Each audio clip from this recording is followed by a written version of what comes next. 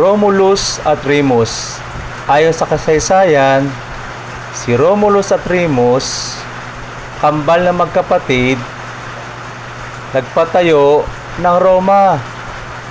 Sila ay anak ng prinsesang ngalan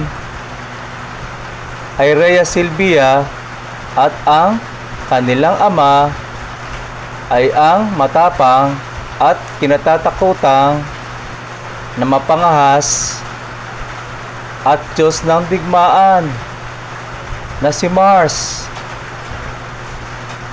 Dahil sa naiiba nilang lahi na dugong Diyos, natatakot ang hari na baka isang araw ay ibagsak ng dalawang ito at kukunin ang kanyang trono.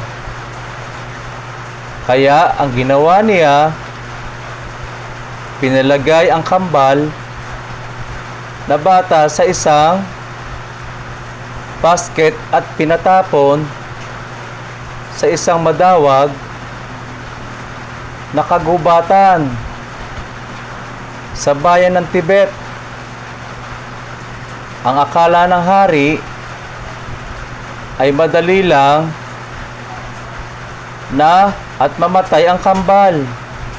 Pero hindi alam ng hari ang kawal na inutusan na paslangin ang kambal. Naawa ito at iniwan na lang sa kagubatan.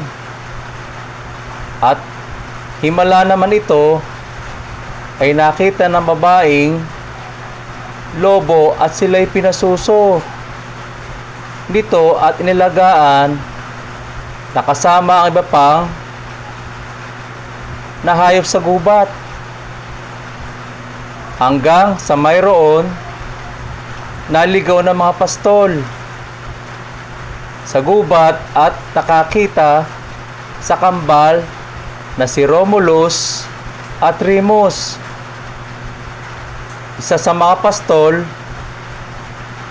ang kumuha sa kambal.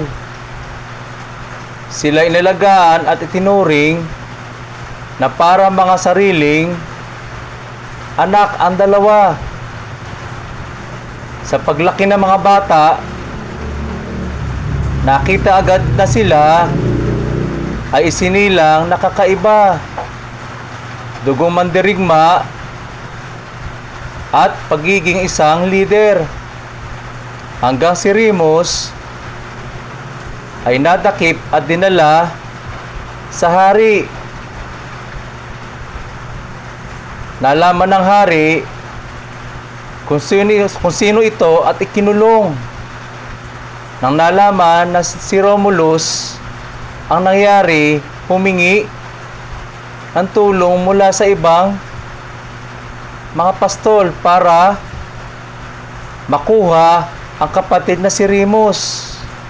Nakapasok ang mga ito sa palasyo at napatay ang hari.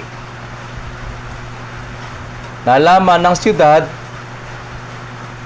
ang nangyari at tinanong nila kung sino sa dalawa maging bagong hari.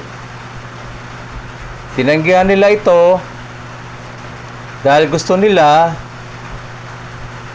na magpatayo ng sariling siyudad. At isang araw,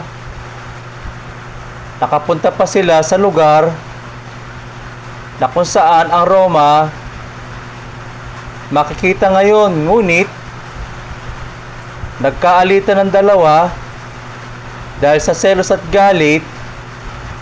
Pinaslak ni Romulus si Remus, at si Romulus ang kinilala na maging hari